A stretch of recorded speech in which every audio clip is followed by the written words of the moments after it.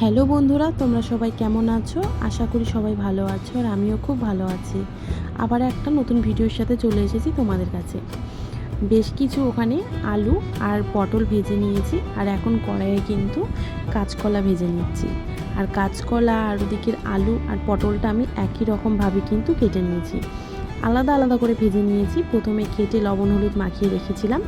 আর প্রথমে আলুটা ভাজা হয়ে গেছিলো, পটলটাও ভাজা হয়ে গেছিলো, তোমাদের সাথে শেয়ার করিনি। আর এখন কাঁচকলাটা ভেজে নিচ্ছি। আর এখানে লঙ্কা, আদা, জিরে বেটে রেখেছি।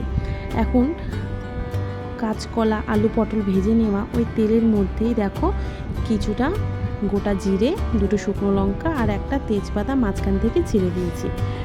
এবার ওটা একটু নাড়াচাড়া করে লাল করে নিচ্ছি। ততক্ষণ এখানে যে আমি মশলাটা বেটে রেখেছিলাম তার মধ্যে হলুদ, লবণ অ্যাড করে তার মধ্যে একটুখানি জল দিয়ে ভালো করে সব মশলাটা একসাথে মিশিয়ে নিয়েছি। এবার কড়াইয়ের মধ্যে দিয়ে ভালো করে কষিয়ে নিচ্ছি। ফোড়নটাও ততক্ষণে লাল হয়ে গেছিলো। এবার ভালো করে কিন্তু মশলাটা কষিয়ে নেব। প্রথমে আমি রান্না করছিলাম, ভাবলাম যে তোমাদের সাথে শেয়ার করি, এই জন্য আমি আলু পটল ভাজা হয়ে গেছে তারপরেই তোমাদের সাথে রান্নাটা শেয়ার করলাম। বেশ মশলাটা কিছুক্ষণ কষিয়ে নেওয়ার পর কিন্তু একটুখানি লাল লঙ্কার গুঁড়ো দিয়েছিলাম কালার করার জন্য। আবারও ভালো করে কষিয়ে নিয়ে সব সবজিগুলো দিয়ে দিয়েছি। এবার সব সবজিগুলোকে মশলার সাথে ভালো করে কিন্তু কষিয়ে নিতে হবে।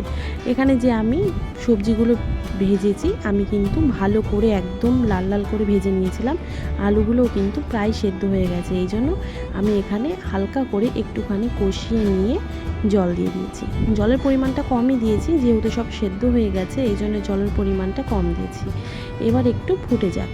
দেখো বন্ধুরা, নিরামিষের দিনে কিন্তু খুব সুন্দর একটা তরকারি আর এখানে কাঁচকলাটাও রয়েছে। তো সম্পূর্ণ নিরামিষ রেসিপি এটি।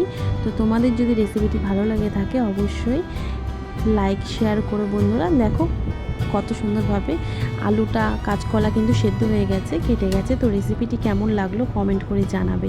টাটা বন্ধুরা, আবার চলে আসবো অন্য কোনো রেসিপির সঙ্গে খুব তাড়াতাড়ি।